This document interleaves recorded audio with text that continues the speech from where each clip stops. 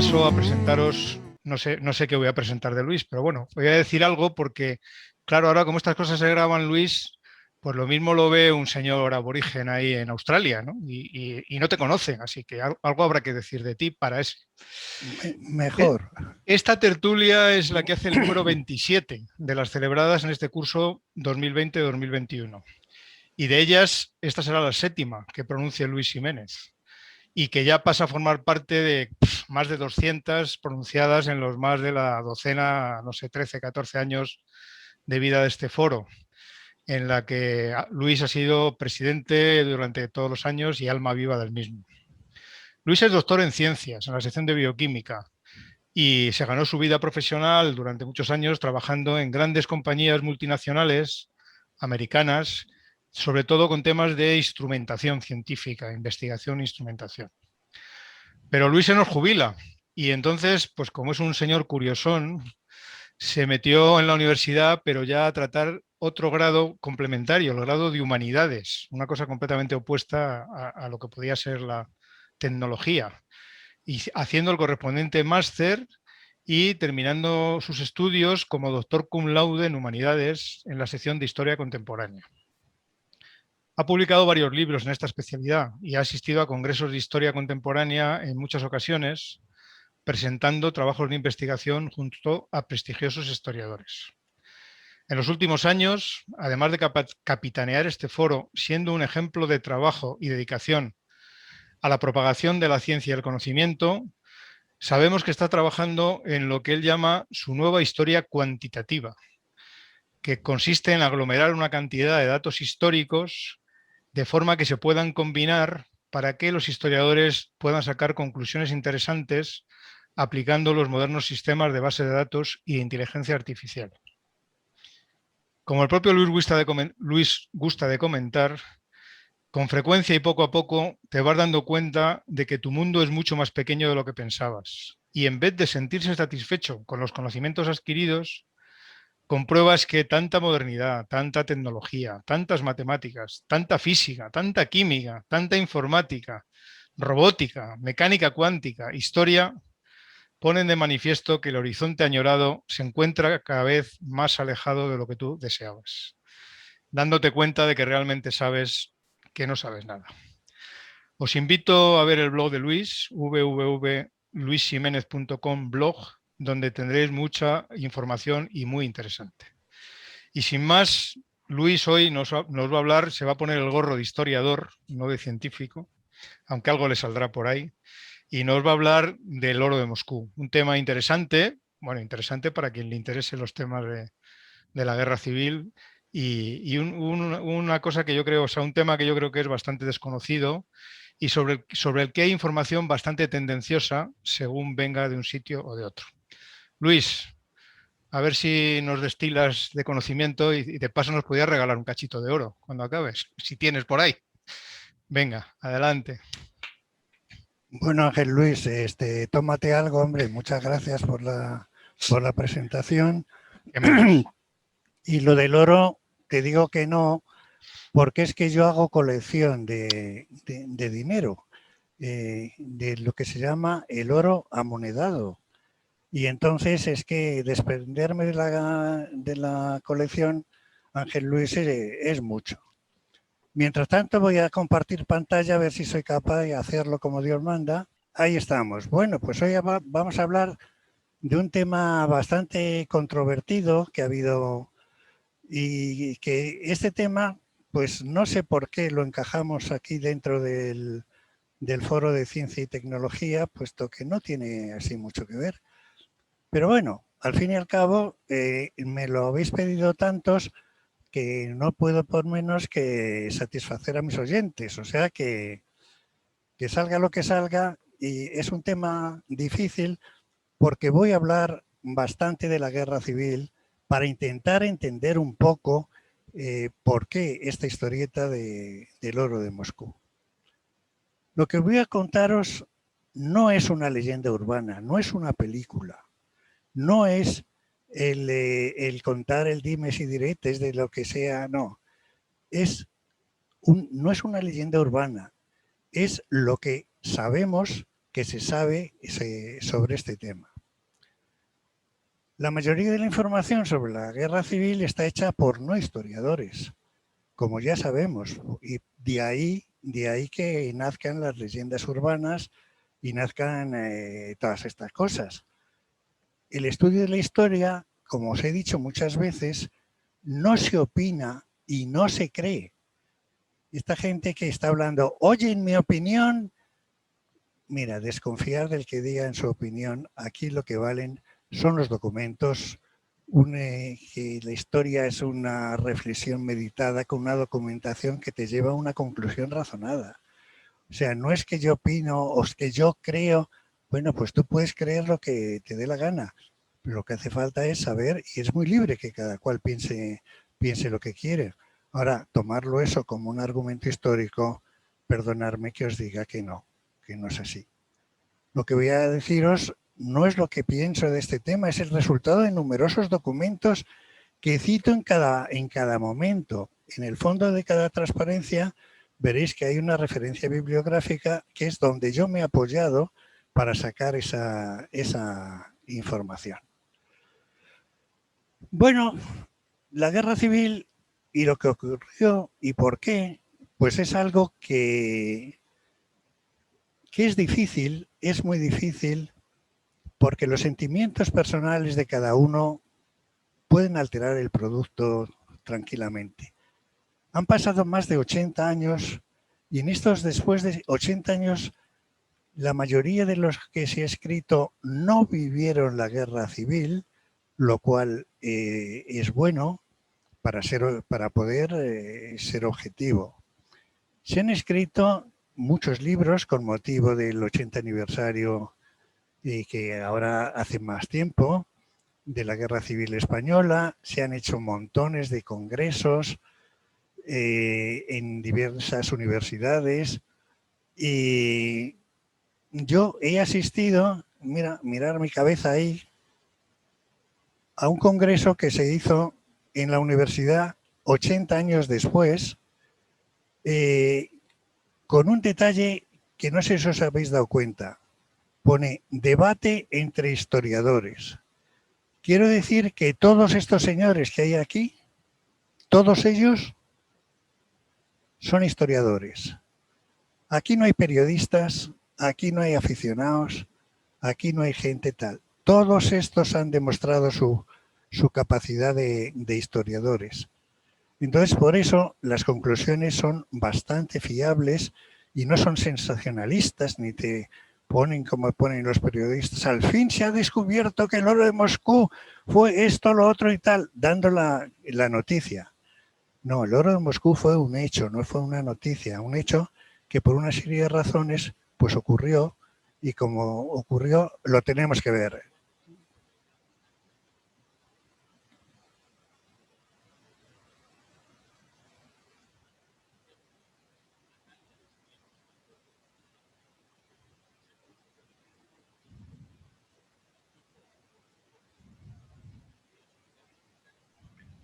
Luis, ¿el vídeo tiene sonido?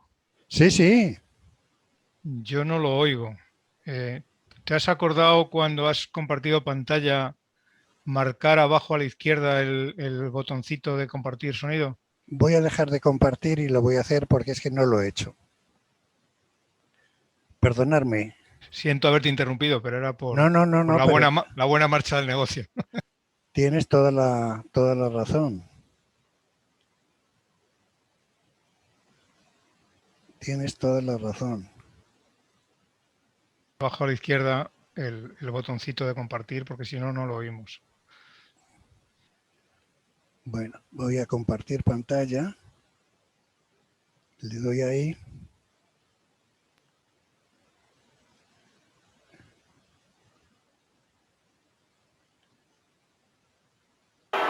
Almacén número 4 del Archivo Central Militar de ¿Se Rusia. oye ahora? Ángel Luis, ¿lo puedes oír? Cada mañana, Natalia Leseyeva, directora del Departamento de Investigación, saca Se el oye perfectamente, Luis. Vale.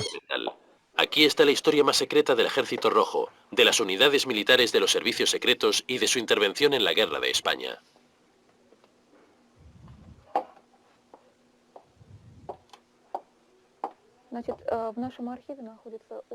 Nuestro archivo contiene una colección de documentos sobre la Guerra Civil Española de los años 1936 al 1939. Aproximadamente la mitad de la documentación está abierta a los investigadores rusos y extranjeros, pero la otra mitad es confidencial.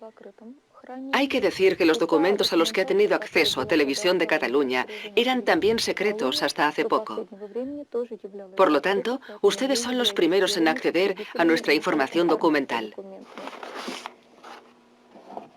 El fondo Voroshilov pertenece a la categoría de altamente secreto.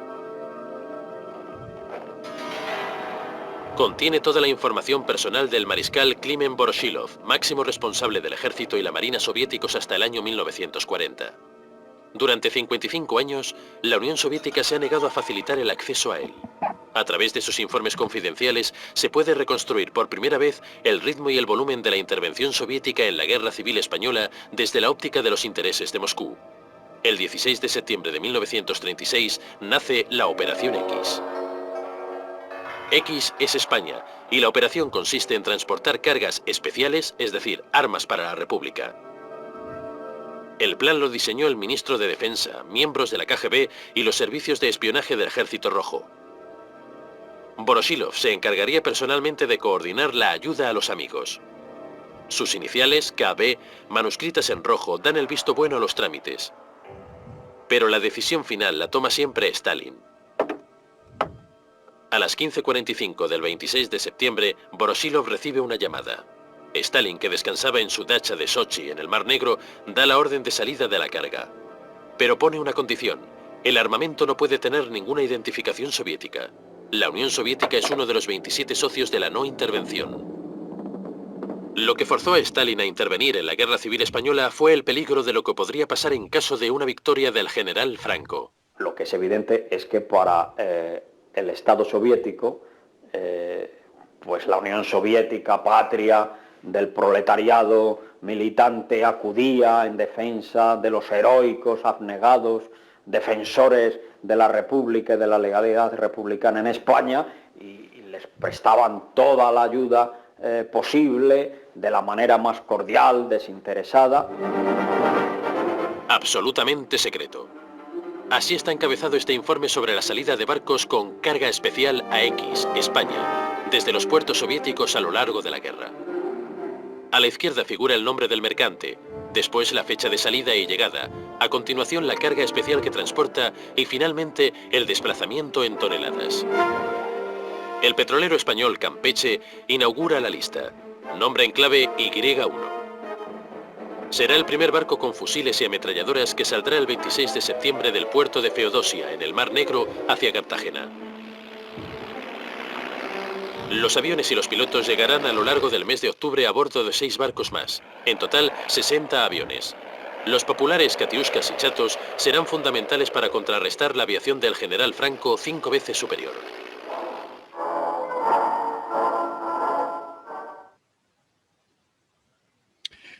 Bueno, pues como siempre, partimos de la base que para entender o comprender cualquier hecho histórico hay que situarse en la época, su entorno y sobre todo su cultura, el momento cultural en que ocurrieron los hechos. Si pretendemos juzgar con la mentalidad del siglo XXI lo que ocurrió hace casi 100 años, pues no nos aproximaremos siquiera a poder entenderlo razonablemente. Pero es que eso es muy difícil, eso de ponerse, hay que saber mucha historia para poder aproximarse a ese entorno histórico. Y cuando se trata de una guerra civil, queridos amigos, todavía es más difícil, porque hay muchos factores que entran en juego, afloran los sentimientos, las vivencias, las experiencias personales de cada uno, y depende de con quién hables te dirá una cosa. A mi padre le fusilaron los rojos, dice esta señora. A mi padre los nacionales. Bueno, pues depende a quién le preguntes de cómo fue la guerra, cómo fueron las cosas, incluido lo del oro, pues te va a contar una cosa o te va a contar otra. y resulta extraordinariamente difícil ser objetivo. Por eso tiene que pasar mucho tiempo. En el mundo de los historiadores se suele decir que todavía para escribir sobre la guerra civil hace falta que pasen 2 generaciones más. Pero bueno, yo es que dentro de 2 generaciones no sé dónde voy a estar y voy a contar desde donde estoy. Deciros que en 1914 se declara la Primera Guerra Mundial, que tiene mucho que ver con nosotros, puesto que España no entró dentro de la guerra, pero hizo un enorme negocio suministrándole el distinto material estratégico, alimentos, ropas, armas, y todo eso se pagaba directamente en oro. No olvidéis que en una guerra todos los negocios que tú haces generalmente se pagan en oro porque hay que retrotraerse al momento. Hoy día no es así, pero en aquellos momentos sí que lo era, porque no te fías de quién va a ganar la guerra, de quién va a ser. Entonces el negociante, el que vende, dice o pagas en oro o aquí no hay nada que rascar. Termina la Guerra Mundial, como ya sabemos, y resulta que en 1923 se da un golpe de Estado del capitán general de Cataluña, don Miguel Primo de Rivera. Si habéis estudiado un poco de historia contemporánea, os habréis dado cuenta que los españoles somos muy dados a los golpes de Estado. Hasta tenían un nombre, se llamaba que un golpe de Estado era una algarada militar. Porque a cada momento surgían diferentes golpes de Estado. Por eso, cuando llegamos a la Guerra Civil, pues tampoco no nos sorprendía tanto. Primo de Rivera, que hace su gobierno, en un momento en que la industria y la tecnología, que está floreciendo en todo el mundo, sobre todo en Europa, en España, toda ella está en manos extranjeras. Tanto el ferrocarril como las compañías eléctricas, pues todos los beneficios se los llevan los extranjeros. Lo único que hacemos nosotros es poner las vías del tren o poner los postes estos que tenemos aquí de las líneas eléctricas. Es el único beneficio que queda realmente en España. Primo de Rivera intenta seguir la modernidad que se pone en Europa, que está de moda y que es lo que hay. Pero es muy difícil porque ya la velocidad, el tren en el que viaja la tecnología ha cogido una velocidad tal que es muy difícil cogerlo en marcha. Y por muchos esfuerzos que hacemos, que tampoco hicimos tantos, también hay que decirlo, pues la cosa no va a buen fin. En 1929 aparece la Gran Depresión en Estados Unidos, que se extendió a casi todos los países del mundo. Y eso, que aunque lo tengamos muy lejos, pues fue tremendamente importante. En 1930 cae el gobierno de Primo de Rivera, no por la Gran Depresión tampoco favoreció la caída de Primo de Rivera, pero la realidad es que fue así. Porque es que en los años 30, poco después de la terrible crisis, casi todos los estados son gobiernos autoritarios. Las democracias son una excepción. Fijaros bien en este mapa que tenemos aquí. ¿Y por qué es debido a eso? Pues eso es debido a que el pueblo confía más en los dictadores o en los gobiernos totalitarios para salir de la crisis que en los demócratas, que no tienen más que declaraciones de buenas intenciones y no saben o no pueden tomar las medidas necesarias para salir de la crisis, que siempre resultan impopulares. En España, ¿qué pasa? Pues continuos conflictos políticos, campesinos descontentos, analfabetismo superior al 50%, y el gobierno, que es la monarquía, se sujeta en 2 pilares, la Iglesia y el ejército. Y los militares en aquellas fechas tienen un poder el poder de la fuerza y su influencia es decisiva en aquellos momentos. Como os decía, la monarquía se apoya en 3 pilares fundamentales, que son la Iglesia, el ejército y la nobleza, que es la que tiene el dinero en aquellos momentos.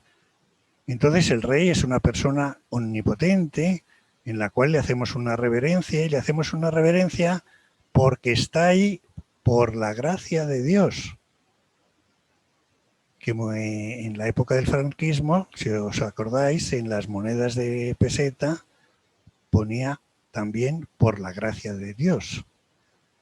En fin, y otros historiadores decían que porque a Dios le hace gracia, pero bueno, no vamos a discutir. En 1931 se proclama la Segunda República, que según la prensa pues se hace con todo el orden y sin incidencias de importancia. La República tenía otras bases completamente distintas. Tenía la paz, era uno de sus pilares, pero yo pienso que esto es un atributo que se puso en la República porque la paz la quieren todos. La libertad, la solidaridad y la justicia. Esas son las bases fundamentales que tenía cualquier república, la cual intenta convencernos que somos ciudadanos, sujetos a derechos, a deberes, a valores políticos y a valores cívicos. Esto significaba superar definitivamente el caciquismo que había definido las relaciones sociales y políticas desde mitad del siglo XIX.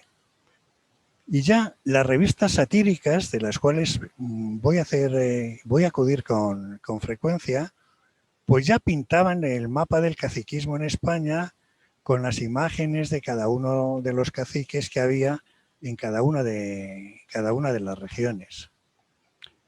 Por eso, lo primero que hace la República es centrarse en los militares y en la Iglesia, en los cuales pues las revistas satíricas empiezan a hacer dibujitos, ponen aquí a Azaña, que es el presidente de la República, el que tiene toda la razón, y dice fuera. Bien, es verdad que las relaciones entre el Estado y la Iglesia siempre fueron difíciles de aceptar, porque lo que no aceptaban es que tanto la religión como la política son derechos privados y no públicos. Pero bueno, es lo que había. Nada más proclamarse la República y empezar a enfrentarse la República con la Iglesia para echarlos, pues la quema de conventos es el primer problema para el gobierno. Y el gobierno no hizo absolutamente nada por evitarlo. Las revistas satíricas, pues enseguida empezaron a hacer dibujos y a hacer cosas de estas que estaban muy de moda en aquella época, no solo ahora, sino ya desde antiguo, pues nos ilustraban con imágenes pues lo que podía ser la situación real del momento. La nueva Constitución prohibió a las órdenes religiosas impartir enseñanza y dijo que no les daba un duro, que la Constitución ordenaba a la Iglesia buscar su autofinanciación desde diciembre de 1933. Y también dice, la República proclamaba que el poder universal es el poder civil. No tolera a los militares, que realmente no son más que servidores técnicos del Estado. Entonces, Azaña apartó al ejército de la política y se planteó una serie de acciones para intentar modernizarlo. Probablemente tenía razón, porque en el ejército español contaba con 16 divisiones, con 80 generales, hubiera bastado con 80 generales, pero había 800. Y además tenía más comandantes y capitanes que sargentos, lo cual era una cantidad enorme. Entonces Azaña promulga lo que se llama la Ley Azaña de retiros extraordinarios de los militares, en el que se ofrecía a los oficiales del ejército que así lo solicitaran la posibilidad de apartarse voluntariamente del servicio activo con la totalidad del sueldo. Pasaban a la reserva, que prácticamente era un retiro. Y Azaña decía que si voluntariamente no se alcanzaba el número de retiros necesarios, el ministro se reservaba el derecho de destituir sin beneficio alguno a cuantos oficiales estimara oportuno. Era una forma encubierta de deshacerse de aquellos generales en los que el gobierno dudaba de su fidelidad a la República. Y la misma ley disponía que aquellas personas que no lo aceptaran o que eran hallados culpables de difamación, según la ley de defensa de la reserva, pues le quitaría la pensión sin consultárselo a nadie. Casi 9.000 mandos, entre ellos 84 generales, se acogieron a la medida, aproximadamente un 40%, lo cual supuso que el nivel técnico del ejército republicano queda disminuido. La magnífica reputación que tenían los artilleros, sobre todo los oficiales superiores, pues evidentemente si se marchan, pues queda disminuido. Según el balance de la reforma de Azaña, el número de generales pasó de 190 a 90 en 1932 y jefes y oficiales su número se redujo en más de 8.000, pues se pasó de 20.576 a 12.373. Estas medidas pues levantaron un debate en las Cortes, porque no olvidéis que los militares hasta ese momento, hasta hacía no mucho, eran una parte muy importante del poder. Y entonces no penséis que las Cortes de la época de la República eran más suaves que las que tenemos ahora, incluso a lo mejor eran peor. Y entonces Azaña decía: sería intolerable para la República el tener que pagar a sus enemigos. Era una frase que aparecía en todos los periódicos y que tal. Lo cual quiere decir que el enfrentamiento entre Azaña y los militares pues era radical, convirtiéndose Azaña en el ministro de la auténtica bestia negra de muchos de los militares. Y los militares no aguantan más. Están ya en una situación en las cuales les han humillado por todas partes, sobre todo teniendo en cuenta a lo que ellos estaban acostumbrados. La reforma militar trajo incertidumbre en todos los cuarteles, que eran que los oficiales, sobre todo los superiores, pues eran conservadores, sobre todo aquellos que habían forjado su mentalidad en ascensos en la guerra de Marruecos, es decir, en una guerra de tipo colonial. Entonces, en el mes de agosto del 32, nuevo golpe de Estado encabezado por el general Sanjurji. Os repito que aquí la afición a los golpes de Estado pues estaba al cabo de la calle. Pero la intentona monárquica fue sofocada rápido y decisivamente en Madrid y en todos sitios, y el general Sanjurjo fue encarcelado y se le hizo un proceso tal. Total, que las revistas satíricas pues se hacían cargo de todos estos acontecimientos y decían: todo aquel que se oponga frente a la República morirá aplastado. No faltaba más. El poder femenino empieza a hacerse presente. Se reconoce el sufragio femenino. Y el poder de la nobleza, el clero y la burguesía se derrumban. Dan paso a otra nueva sociedad. Se ponen en evidencia las diferencias de opinión políticas, pero en todos sitios, tanto en la clase obrera como en las clases de más alto nivel, incluso en las familias. En las mismas familias los padres tenían que tener mucho cuidado con sus hijos o mucha tolerancia, porque había dentro, no olvidéis que en aquella época la familia pues estaba formada por 5, 6, 7, 8 hermanos. No es como ahora que hay 1,3 hijos por pareja. Entonces, unos eran de derechas, otros eran de izquierdas, y yo os puedo decir que en casa de mi madre, pues uno de sus hermanos, tío mío, uno era de izquierdas y otro de derechas. Y en la batalla de Brunete, pues estuvieron uno enfrente de otro, disparándose, cumpliendo su deber. Afortunadamente volvieron los dos, o sea que no murieron ninguno, pero pudieron morir en aquella situación. Las discrepancias entre los partidos políticos y los militares y el campesinado resultan insoportables para todos. Pero no solo en España, sino también en toda Europa. Pues la corrupción impera en los tiempos de la República, sobre todo el extraperlo. El terror se impone por las calles y Largo Caballero, que enseguida adquirió el título de el Lenin español, pues alentaba precisamente a todas estas maniobras. Y llegamos a la altura de febrero de 1936, donde se convocan elecciones generales.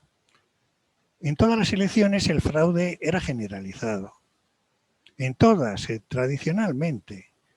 En las elecciones fue del orden del 36, fue del orden del 30%, mucho menor que en las elecciones anteriores. En las ciudades, sobre todo en las grandes, solía ser bastante imparciales, pero en el campo el fraude era total. El cura del pueblo decía: ¿habéis votado ya a los candidatos que os recomendé? Sí, padre, 4 veces. Si solo han entrado 18 votantes, ¿por qué en el escrutinio salen 173 votos? Y la autoridad decía: bueno, yo es que aquí soy un mandado, es que yo qué sé. Ya sabes, mi voto, un duro. Ofrecían los candidatos, o algunos de ellos, a los campesinos, porque muchos votos sumaban un número importante. Y los campesinos, pues sinceramente decían: pues veremos cómo está el mercado en estas elecciones. Pero esto era una realidad que, si queréis, luego os puedo dar muchos más datos. Como veréis, según dice este señor de aquí abajo, las actas con raspaduras, dígitos cambiados en las poblaciones pequeñas, pues eran constantes, no eran en novedad. Actas con raspaduras, cambiados para añadir o quitar. Al menos el 10% del total de escaños repartidos, lo que supone más de 50, no fue fruto de una competencia electoral en libertad. En cualquier caso, salieron bastante divididos los resultados, pero se formó lo que se llamaba el Frente Popular, que tenía la mayoría suficiente como para poder gobernar. Pero era un sentir generalizado por una importante parte del Frente Popular, que no ocultaban que la experiencia del Frente Popular no era para ellos sino una breve etapa en el camino hacia la dictadura del proletariado. No olvidéis que el comunismo se había implantado en Rusia en 1918, aquí estamos en el 36, y que la idea comunista vagaba por Europa con un cierto éxito. La inestabilidad política europea era tremenda en aquellos momentos, las fronteras cambiando de aquí para allá y no se sabía cuál era el camino que iban a llegar. Y esto, que nos pillaba de lejos, aunque no nos demos cuenta, tuvo una tremenda importancia en la vida de los españoles. No debemos olvidar que desde hacía pocos años la industria y el tecnicismo son los protagonistas de la vida europea. Y entonces había que estar preparado, como decía Primo de Rivera. El 14 de marzo del 36 se declara ilegal Falange Española por antidemocrática y su fundador, José Antonio Primo de Rivera, es detenido y días después ingresa en prisión. Y 4 falangistas, el día 14 de julio del 36, 14 de julio, no olvides esta fecha, tirotean a el teniente Castrillo, un teniente de asalto, y lo matan a la puerta de su casa. Las fuerzas de las guardias de asalto, inmediatamente de la muerte del teniente Castrillo, se dirigen a casa de Gil Robles, jefe de la oposición, con ánimo de vengarse. Pero mira por dónde estaba de veraneo, él no estaba. Y entonces se dirigen a casa de otro político, a Calvo Sotelo, y le asesinan allí mismo.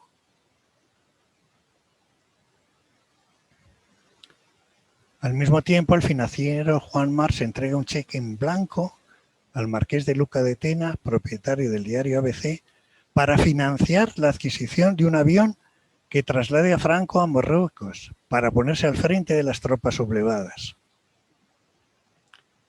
El Dragón Rapid hace este itinerario, que lo he puesto porque queda bonito, pero el día 17 de julio a las 5 de la tarde, no, el 18, se produce un golpe de Estado capitaneado por el general Mola en Melilla, en el protectorado de Marruecos. Y urgentemente Franco, en el último momento, se suma a este golpe de Estado que han dado los militares en Marruecos. Y la prensa pues dice que una parte del ejército de Marruecos se ha levantado en armas contra la República. Nadie, absolutamente nadie, se ha sumado en la península a este absurdo empleo, decían los periódicos. Los objetivos de un golpe de Estado es conseguir en el menor tiempo posible el control del mayor número de los centros de poder para poder manejarlos según sus intereses. Los cuarteles, los centros militares, el gobierno y el Banco de España, además de otros centros de poder importantes.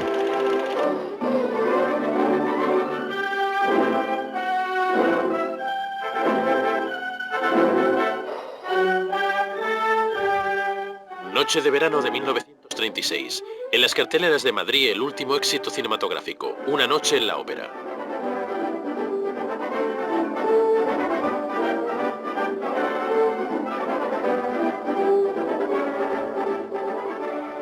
El millón de habitantes de la capital aún ignora que en las Canarias y en el norte de África ha habido una sublevación militar contra el gobierno constitucional de la República.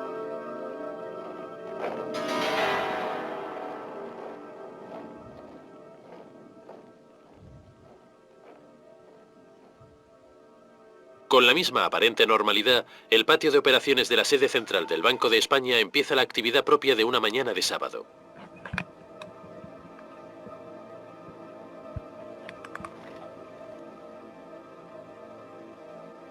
En el balance de situación de aquel día, 18 de julio, el primero que no será reproducido públicamente, las existencias eran de 2.202 millones de pesetas oro, es decir, 1,2 billones de pesetas según cálculos del Servicio de Estudios del Banco de España. El grueso de las reservas eran monedas extranjeras de oro y los lingotes ocupaban un volumen muy pequeño. En el ranking internacional de reservas, España era la cuarta potencia, solo precedida por Estados Unidos, Francia y Gran Bretaña. La guerra escindirá el Banco de España, un organismo oficial con capital privado, en dos instituciones, dos administraciones en lucha. Pero las reservas depositadas en la Cámara Acorazada quedaron bajo el control del gobierno de la República. 4 días después de la sublevación militar, los rebeldes controlaban una tercera parte del territorio español. La guerra sería larga.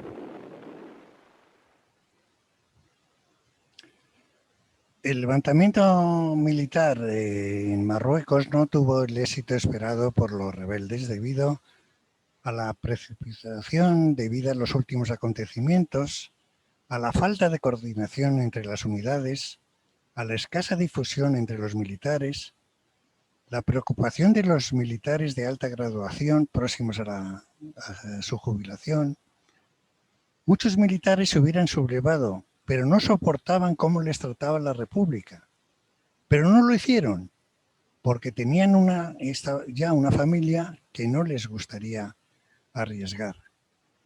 Estamos con vosotros, pero no debemos levantarnos, porque según el Código de Justicia Militar operante en aquella época, la rebelión militar se castiga con la muerte.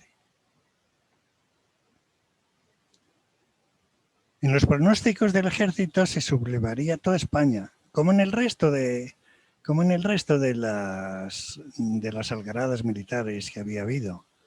Pero en Madrid, que era la zona más importante por sus centros de poder, se sublevó el regimiento del cuartel de la Montaña y oficiales de otros cuarteles también. El general Fanjul da las órdenes oportunas para la rebelión del cuartel de la Montaña.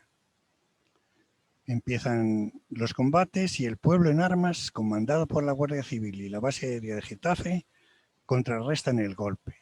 El general Pozas era el máximo responsable de la Guardia Civil y responsable del fracaso de los rebeldes en Madrid. Primero, da la orden de bombardear con unos pasquines de propaganda, instándoles a la rendición y a la desmoralización. No vais a conseguir nada, no se ha levantado nadie, no hagáis nada de tal. Pero Fanjul aguanta y tras el caso omiso de los pasquines, bombardearon con bombas y fuego real, destruyendo todo el cuartel de la Montaña con el consiguiente fracaso del alzamiento en Madrid. Al día siguiente el aspecto era desolador, porque una guerra, y sobre todo una guerra civil, es terrible. Y el general Fanjul fue fusilado un mes más tarde, según el Código de Justicia Militar.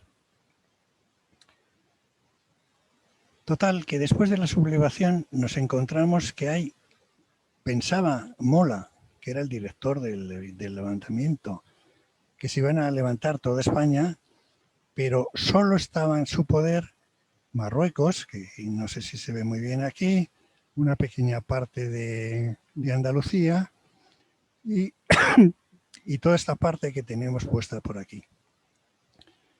Si os dais cuenta, es la parte más pobre de toda la España peninsular. Presentaba un cuadro desesperante.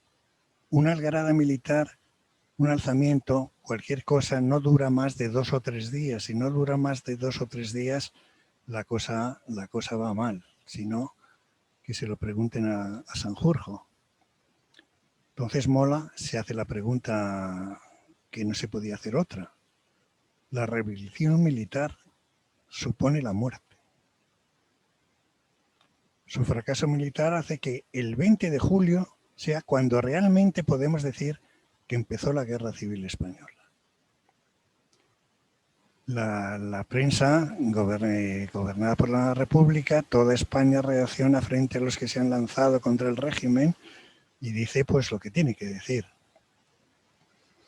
Entonces, los que se han levantado, convencidos de la guerra sería larga, realizaron hábiles negociaciones simultáneas en Francia, por una parte y a través de emisarios en Roma y Berlín para solicitar apoyo de material de combate.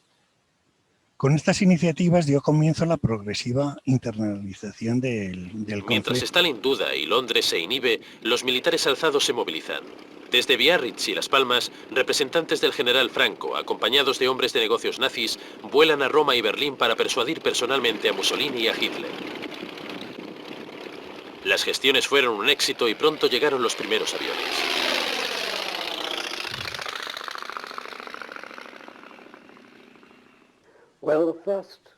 Los primeros llegaron al bando de los nacionales de Franco hacia finales de julio.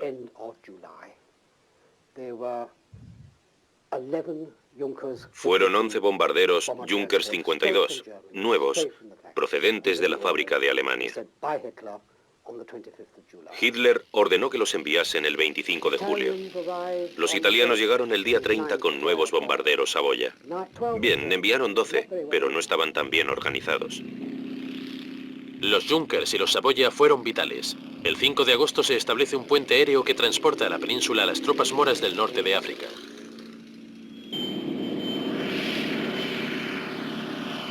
También fueron fundamentales los suministros a crédito que desde muy pronto concedieron grandes empresas estadounidenses al general Franco. En fin, mandaron las conversaciones de los emisarios de los rebeldes, enviaron al principio fusiles, los aviones llegarían, como hemos visto anteriormente, material de comunicaciones, y llegaron sobre el día 28 de julio.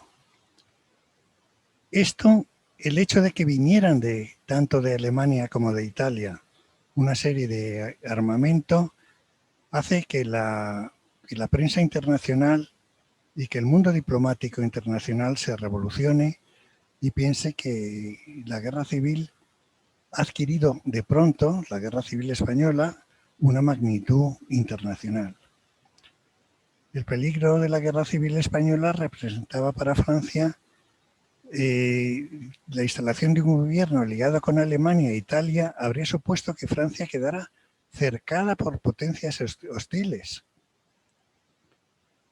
Entonces era un problema muy, muy importante y el 1 de agosto el gobierno francés emitió la propuesta a la comunidad internacional para la adopción de un acuerdo de no intervención en España, apoyada por el Foreign Office a través de su embajada en París el 7 de agosto.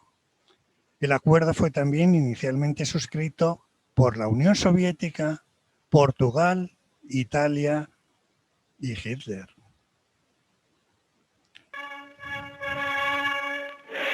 En Cataluña faltan fusiles y ametralladoras para el frente.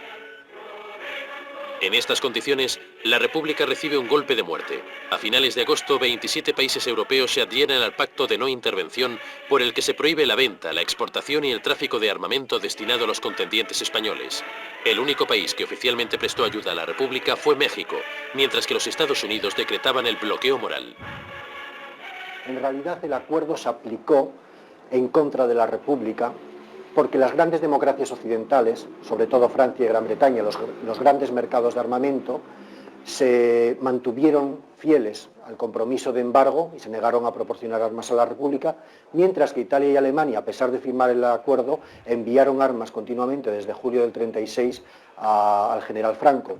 Y en estas condiciones el acuerdo devino en una farsa, en una impostura muy letal para el esfuerzo de guerra de la República y muy ventajoso para la estrategia del general Franco.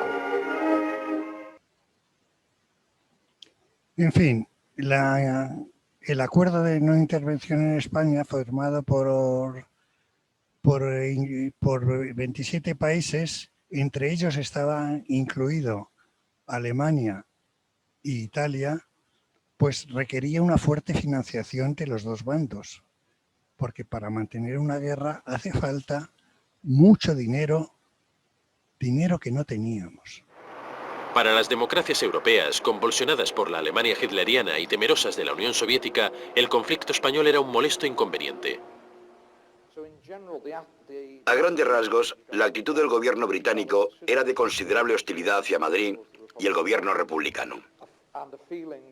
Había una sensación de que esta gente no solo eran rojos en potencia, sino que también estaban poniendo en peligro la balanza política europea en la que Gran Bretaña adoptaba la postura de tranquilizadora o pacificadora de lo que se consideraba el peligro alemán.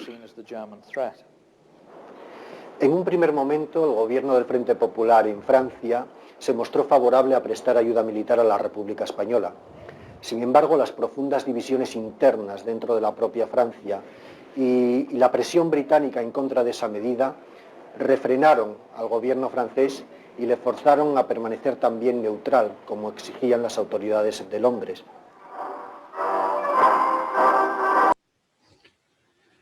La guerra española tuvo una gran relevancia para la política francesa. No olvidéis que todas las fuerzas francesas estaban en sus colonias en África y tenían que pasar por España según acuerdos internacionales que los conseguían con mucha facilidad.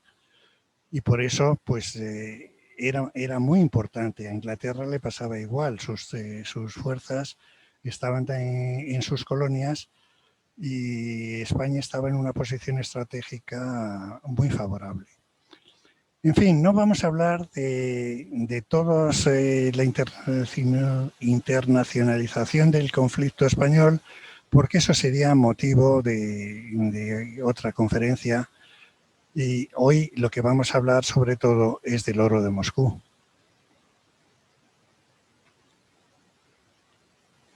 Por eso me estoy saltando todas estas transparencias.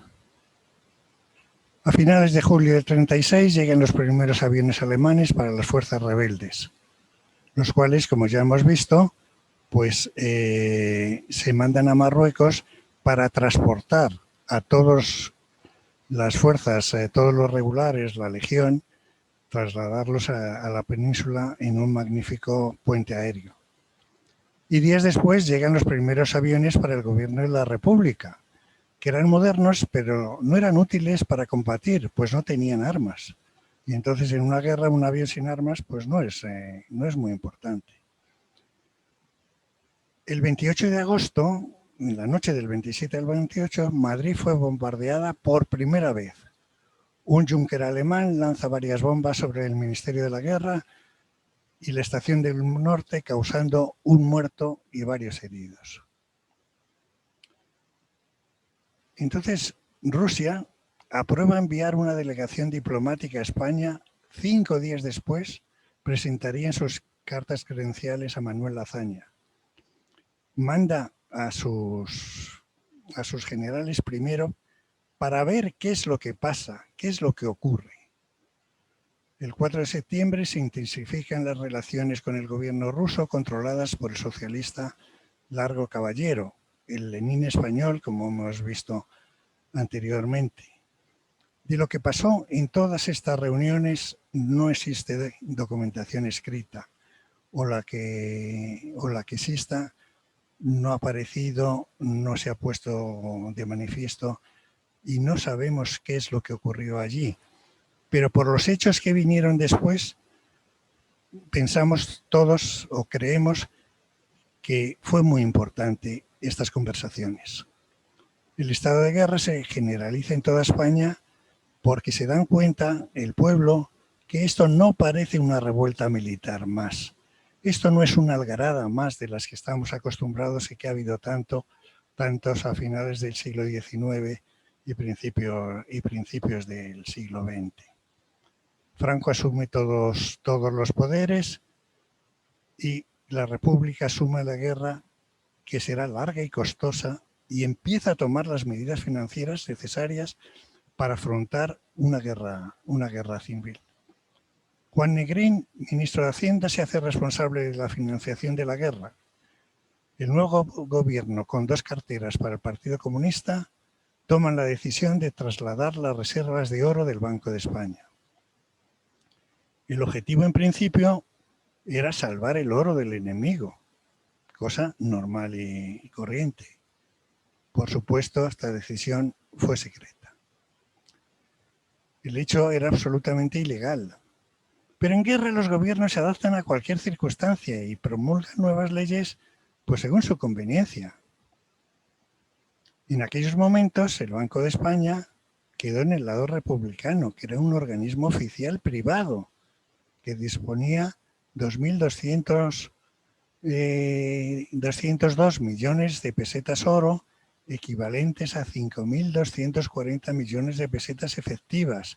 Una cantidad brutal en aquella época. Quizás si lo pasamos a euros no es tanto, pero pero según el balance del 18 de julio, éramos la cuarta reserva mundial de oro del mundo. Entonces el banco era una sociedad anónima por acciones con un capital de 177 millones de pesetas, el cual se hallaba distribuido en 354.000 acciones nominativas de 500 pesetas cada uno. En aquella época, que una acción valiera 500 pesetas era muchísimo. Solo unos pocos podían comprar estas acciones porque 500 pesetas eran muchas pesetas. Las relaciones hispano-soviéticas se intensificarán a partir del 4 de septiembre con el nombramiento del socialista Francisco Largo Caballero como nuevo jefe del gobierno y ministro de la guerra. Un gobierno de concentración que intentará poner remedio y orden a una situación desesperada. La responsabilidad del financiamiento de la guerra recaerá en el doctor Juan Negrín López, ministro de Hacienda. El nuevo equipo, con 2 carteras para el Partido Comunista e Indalecio Prieto al frente del Ministerio de la Marina y el Aire, en vista de las sucesivas victorias en todos los frentes del ejército del general Franco, toma, cuando se acaba de estrenar, una decisión fundamental: trasladar fuera de Madrid las reservas del Banco de España. Era el 13 de septiembre de 1936. El objetivo era salvar al oro del enemigo. La decisión, evidentemente, fue secreta.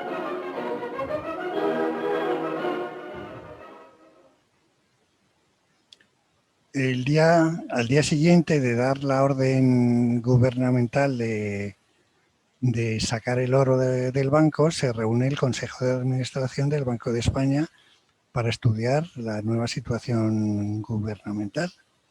Evidentemente, los representantes de los accionistas se niegan a aceptar la orden, pues es su dinero, no es el dinero del gobierno, es el suyo, el que está ahí depositado.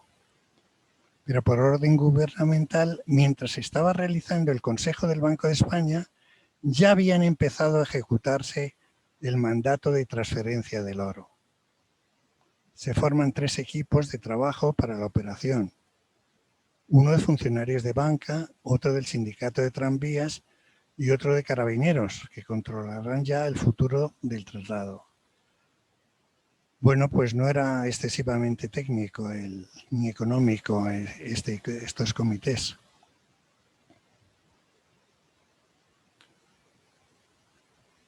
El 15 de septiembre, el presidente del gobierno, Largo Caballero, y Juan Negrín toman la decisión de trasladar a Moscú todo el oro del Banco de España.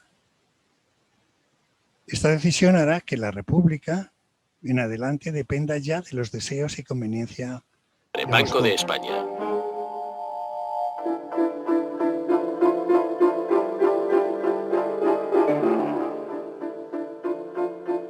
Al día siguiente de que el gobierno tome la decisión de trasladar las reservas de oro, plata y billetes a un lugar que no se especifica, el Consejo General del Banco de España, presidido por el gobernador Lluís Nicolau d'Olwer, se reúne a puerta cerrada para estudiar la orden firmada por el presidente de la República, Manuel Azaña, y por el ministro de Hacienda, Juan Negrín. Si bien el acta original ha desaparecido, se conserva un borrador bastante descriptivo del ambiente crispado de la reunión. El propio gobernador se opone y hay una serie de consejeros, 2 de ellos sabemos muy bien por el acta de esta sesión del Consejo, que eran representantes de los accionistas y que se opusieron abiertamente a que el oro saliera de la cámara acorazada del banco.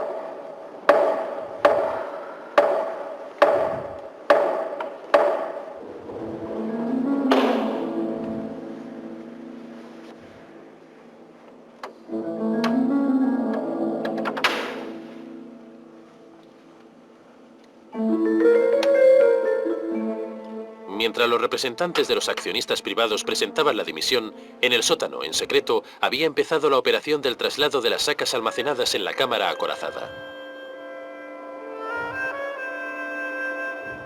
Bueno, esa cámara acorazada era un mundo, porque era una cosa que había a 35 metros bajo tierra, era una fortaleza, creo que estaba rodeada de un foso que podía inundarse de agua en caso necesario, se podía resistir allí no sé cuánto tiempo dentro de la caja.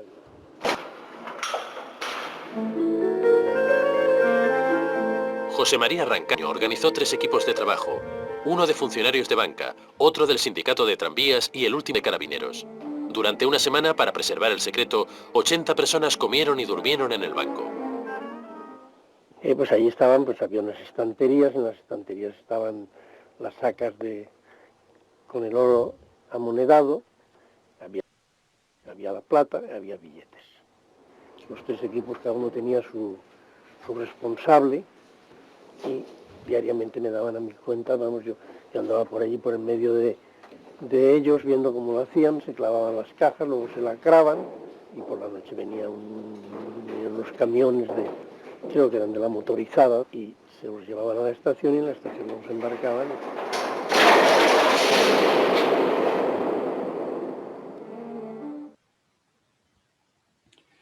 En la estación de Atocha, el día 15 de septiembre, a las 11 de la noche, en una operación ultra secreta, sale el primer convoy cargado con el oro en dirección al puerto de Cartagena. Al día siguiente, en Ellín, el exceso de peso calienta los cojinetes de las ruedas del tren y sufre una importantísima avería. Las cajas con el oro son trasladadas a 3 trenes diferentes situados en Alcázar, La Roda y Ellín. Y a las 5 de la tarde la primera remesa de oro llega a la base militar de Cartagena. 16 de septiembre, Ellín.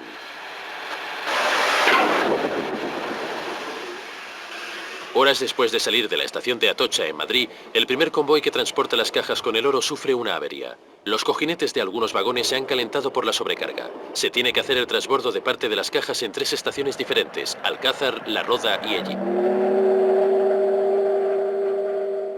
Hacia las 5 de la tarde, la primera remesa de oro llega a su destino, Cartagena, la gran base naval, muy protegida, de la República. Han hecho falta 18 horas para conseguir el objetivo. En esos momentos nace en Rusia la Operación X, que consiste en el envío de armas para la República Española. El 26 de septiembre Stalin da la orden de salida de la carga, pero con una condición. El armamento que se envía a España no puede tener ninguna señal de procedencia soviética, puesto que es uno de los 27 firmantes de la no intervención. Así es la política, señores.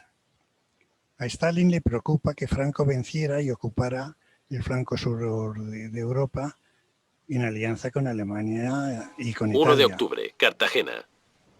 Todos los convoyes que trasladaban el oro y la plata del Banco de España han llegado a su destino.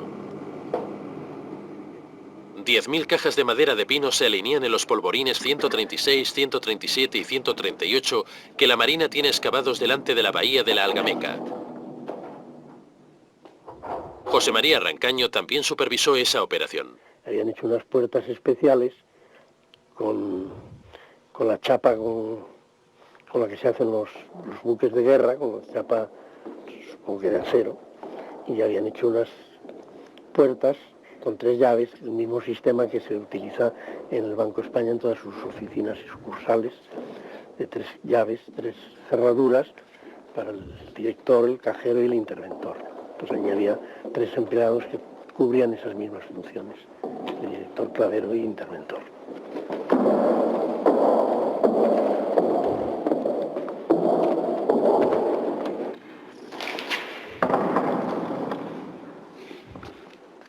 Además de la base naval, Cartagena era ahora la sede del Banco de España, y allí se trasladaron 33 funcionarios que se encargaban de salvaguardar el oro y la plata. En el Archivo Histórico Nacional de Madrid aún se conservan las facturas de su estancia en la ciudad murciana. La pensión completa individual era de 10 pesetas, ducha o baño aparte.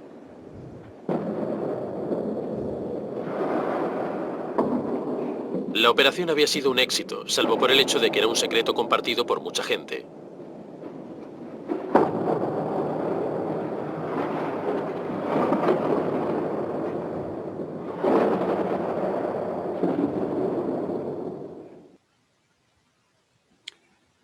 Todos los convoyes llegaron a su destino en Cartagena y eran 10.000 cajas de maderas de pino guardadas en los polvorines, como hemos visto, 136, 137 y 138 en la bahía de la Algameca.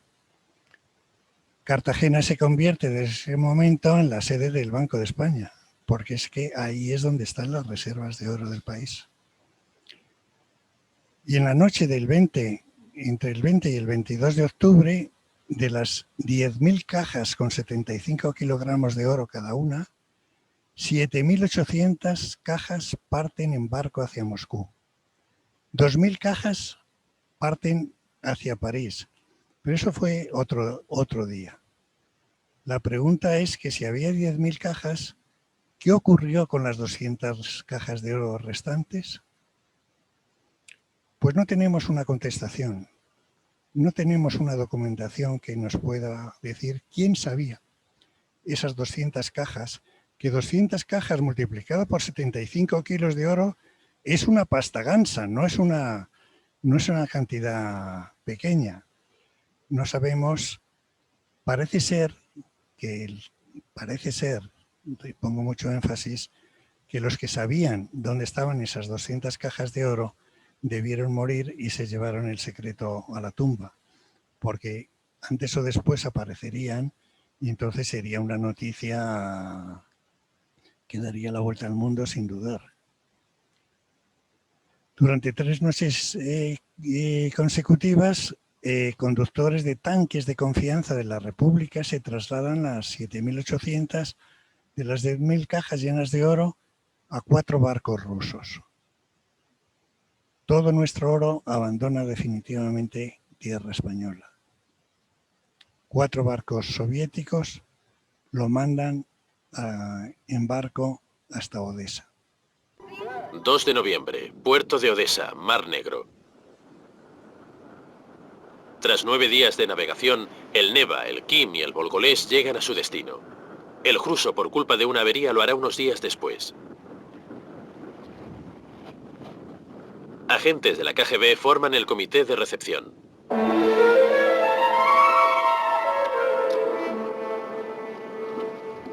Por la noche y con la zona acordonada, se traslada la carga especial de los barcos a un tren blindado fuertemente protegido por soldados armados.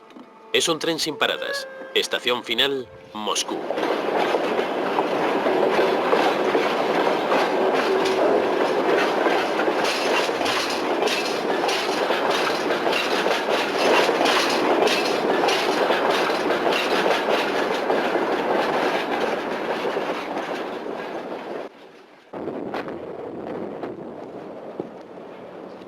El embajador español, Marcelino Pascua, recibe una llamada urgente de las autoridades soviéticas. Le comunican que está a punto de llegar un cargamento de oro que envía el gobierno de la República. La reacción de Pascua es de incredulidad y de indignación ante un hecho consumado.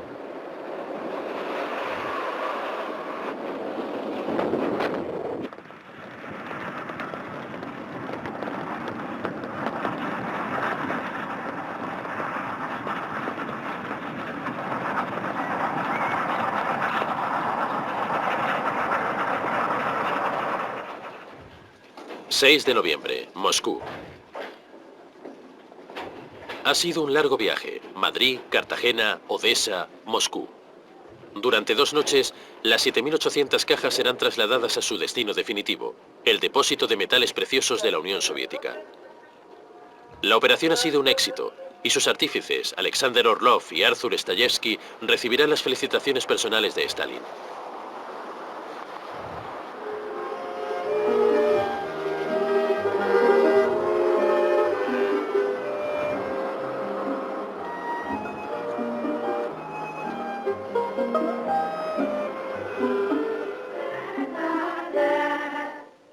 El oro llega a la capital rusa en un ambiente de euforia oficial. Se conmemora el 19º aniversario de la revolución. Un Moscú que ve cómo los héroes bolcheviques son exterminados. A partir de esas fechas, los envíos de material bélico de la Unión Soviética son continuos y están perfectamente documentados y hay toda la información que queráis sobre el contenido de cada uno de ellos. El Campeche, como hemos visto antes, fue el primer barco que trajo toda esa información, todo ese material. Nos enviaron aviones que eran de la máxima tecnología, capaces de enfrentarse a la aviación alemana, pero facturándolos a precios superiores a los del mercado. La artillería que enviaron era muy antigua y procedía en gran parte de la Primera Guerra Mundial, facturándola como nueva a precio de mercado. Pero hay que decir que funcionaba perfectamente, que estaban revisados y que no había problema ninguno en su utilización. El problema es que el poco formado ejército republicano, especialmente en la guerra aérea, pues desconoce la táctica y la estrategia de este nuevo material aéreo. Más adelante vendrán 60 aviones con sus pilotos, llegando a lo largo del mes de octubre a bordo de 6 barcos más con los Katiuskas y los Chatos necesarios para contrarrestar la aviación alemana cedida a Franco, unas 5 veces superior en aquellos momentos.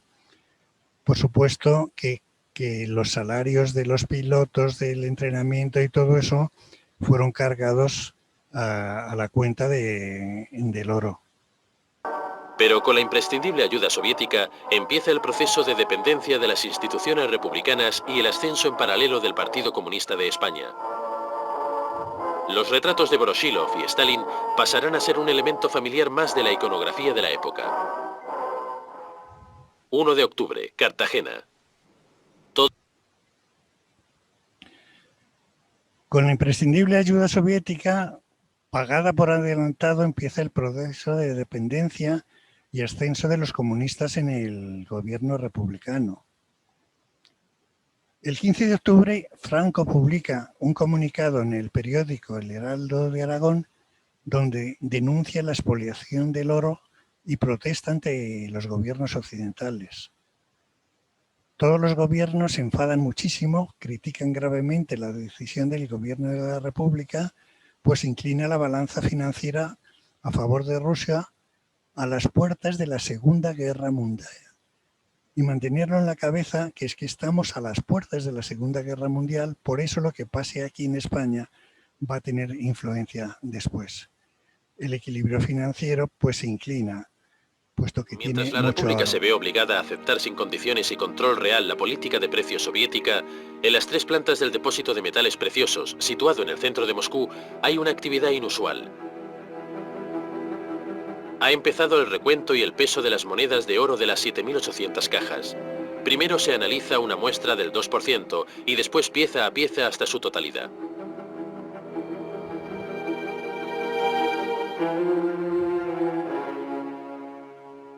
Tres meses después, el recuento ha terminado. El 5 de febrero de 1937, en el transcurso de una ceremonia protocolaria, se firma el acta oficial de recepción y depósito del oro expedido en Moscú por el gobierno de la República Española. Serán 15.571 sacas de monedas, 64 lingotes y 4 paquetes de limaduras. En total, 510 toneladas de oro, unos 900.000 millones de pesetas, unos 5.400 millones de euros. Los originales del acta en francés y en ruso van lacrados y firmados por el embajador español Marcelino Pascua y por parte soviética por el ministro de Finanzas Grinko y el alto funcionario del Ministerio de Asuntos Exteriores Krestinsky. En el archivo de la KGB se conserva un ejemplar en ruso y en el Banco de España está desde 1956 el original en francés. Se depositó en la Cámara del Oro como algo muy secreto y que nadie podía consultar, con su sobre lacrado, y ahí estuvo hasta que en el año 1988, muy recientemente ya, el secretario general del banco decidió depositarlo a su vez en el archivo del Banco de España y que se pudiera consultar por los investigadores.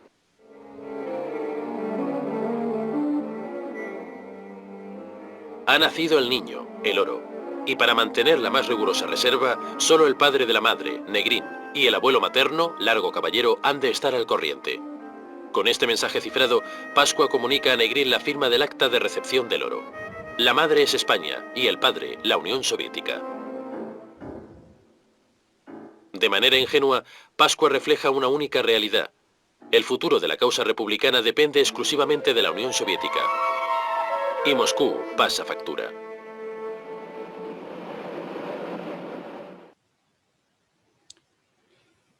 El oro, que ya está en su casa, lo que supone un pago por adelantado, pues hace que la compra de armas esté polarizada totalmente hacia la URSS. Ellos fijan los precios y todas las condiciones que haya que hacer. Y no solo se pagan las armas, sino también el entrenamiento en el manejo de las mismas, los asesores militares, los salarios de todo el personal militar desplazado a España, todo, absolutamente todo. Y no debemos olvidar que este periodo de tiempo fue para el mundo occidental donde se produjeron los mayores desarrollos de la ciencia y la tecnología. Con este panorama de inestabilidad, el desarrollo socioeconómico español tenía pocas posibilidades de triunfar. El 8 de noviembre de 1936 empiezan a llegar a Madrid las brigadas internacionales. El papel principal de la organización de las brigadas internacionales correspondió al Partido Comunista francés. El centro de la operación se estableció en París bajo la dirección de André Marty, ayudado por comunistas extranjeros llegados de Moscú. El oro ya estaba allí. Vinieron desde todos los países del mundo y venían aquí como si la guerra fuera una romería. Vinieron alrededor de los 45.000 personas, de las cuales murieron la mitad aproximadamente, porque no tenían ninguna experiencia militar, no sabían nada. Os repito, venían como si venía a una romería. Y claro, pues una guerra, pues hay que ser un profesional del ejército para poder digerirlo. El 13 de noviembre es el primer gran combate aéreo sobre Madrid.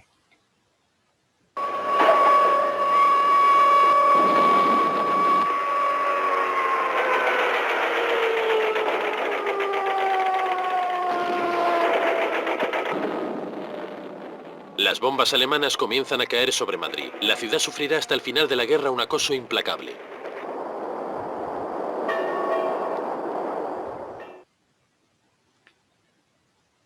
El 20 de noviembre es fusilado en la cárcel de Alicante José Antonio Primo de Rivera, fundador de la Falange. No tiene nada que ver esto con el primer bombardeo soviético. Fusilan a José Antonio. Y durante el primer año de guerra los envíos soviéticos se hicieron por vía marítima directa a través del Mediterráneo, pero durante el verano del 37 la acción de la flota de Franco y de submarinos desconocidos, de los que era bien sabido que eran italianos, hizo muy peligrosa esta ruta. Es decir, venían desde las fábricas directamente de la Unión Soviética y venían por aquí los barcos, y en este estrecho les estaban esperando los barcos de la Armada para intentar hundirlos. No olvidéis que el mar es muy grande y que saber cuándo van a venir y quiénes son, y el servicio de espionaje tampoco era tan poderoso como nos cuentan las películas que vemos hoy día. Para interceptar los barcos rusos con armas, Franco mandó armar con cañones a barcos mercantes, que eran mandados por oficiales de la Armada. Los que detectaban y los veían los apresaban, les quitaban el material y si no podían, pues los hundían. Como estaban mandados por oficiales de la Armada que sabían muy bien lo que hacían porque eran profesionales, pues eran realmente muy efectivos. Entonces otra ruta era lo que se llamaba la Ruta del Norte, en la cual venían atravesando toda Rusia hasta aquí, lo cual el coste, que luego nos lo cobraban naturalmente, venían por aquí y fijaros en el mapa que salir fuera es unos sitios muy angostos, estrechos, importantes, y les estaban esperando estos barcos mercantes o lo que sea. Entonces la ruta pues realmente era difícil. Desde el punto de vista financiero, en la guerra civil cada bando tenía su propia moneda que no tenía validez más que en el territorio controlado y solo se la reconocían cada uno de ellos. El 5 de diciembre se produce el acto criminal de Paracuellos, donde más de 2.000 personas fueron asesinadas a sangre fría. Dejarme que haga una pequeña lista de los combatientes. En el lado de la República estaban las brigadas internacionales, las milicias confederadas, que ya sabéis lo que son, y la Unión Soviética. Y en el movimiento nacional, pues estaban la Alemania nazi, la Italia fascista, Portugal e Irlanda. El número de fusiles era equivalente, tanto en un bando como en el otro. Las piezas de artillería prácticamente igual. Y desde el punto de vista de la Armada, pues también estaban a favor de la República, pero también tampoco lo sabían manejar la Armada muy bien, la mermada Marina republicana. Desde el punto de vista de las bases aéreas, pues los republicanos tenían un montón y los rebeldes tenían muchísimo menos. El número de aviones pues era equivalente tanto en uno como en otro. La Legión Cóndor somete a Guernica a un demoledor bombardeo con pilotos alemanes en prácticas. Franco destruye Guernica con la ayuda de la aviación alemana. Y comienza la batalla de Brunete con objeto de disminuir la presión el día 16 de julio. El general Meaja, Rojo y Matallana son los que están desde el lado republicano, pero el general Varela contraataca y consigue volver a las... No nos vamos a extender mucho en este punto. De madrugada, el 15 de octubre, cazas y bombardeos republicanos atacan el aeródromo de Zaragoza, destruyendo o dañando muchos de los aviones nacionales, ocasionando grandes daños en la base aérea. Los rebeldes conquistan Gijón y con lo cual desaparece el frente del norte. Los fusilamientos en los dos bandos contendientes cada vez son más frecuentes. La ayuda soviética se convirtió en un gran negocio para la URSS, donde la República no podía controlar nada, puesto que el dinero estaba allí. Y por supuesto el futuro de la causa republicana dependía de Rusia.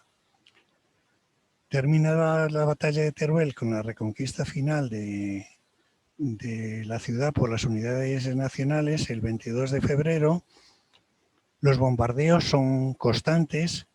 Y no sé si os habéis preguntado alguna vez cuánto cuesta una de estas bombas. Me imagino, Ángel, que tú lo sabrás mucho mejor que yo. Yo como artillero de tierra solo sé lo que cuesta un proyectil de cañón. Los proyectiles que nosotros disparábamos en la granja valían... Es difícil dar el valor porque hay que hablar de pesetas constantes, pero para que os hagáis una idea mejor, un proyectil de cañón valía el salario de un trabajador de un mes.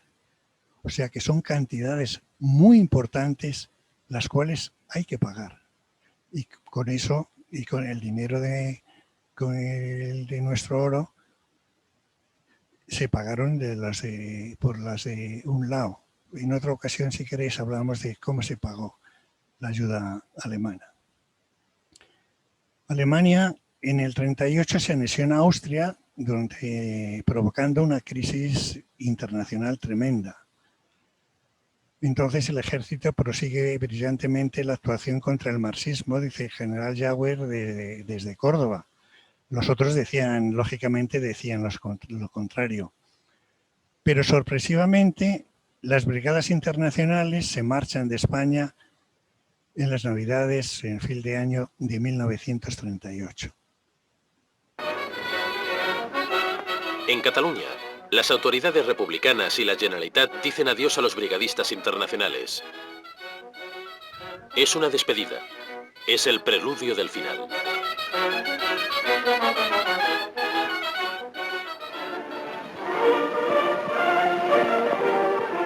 En noviembre, el ejército del general Franco atraviesa el Ebro y prepara la ofensiva a Cataluña.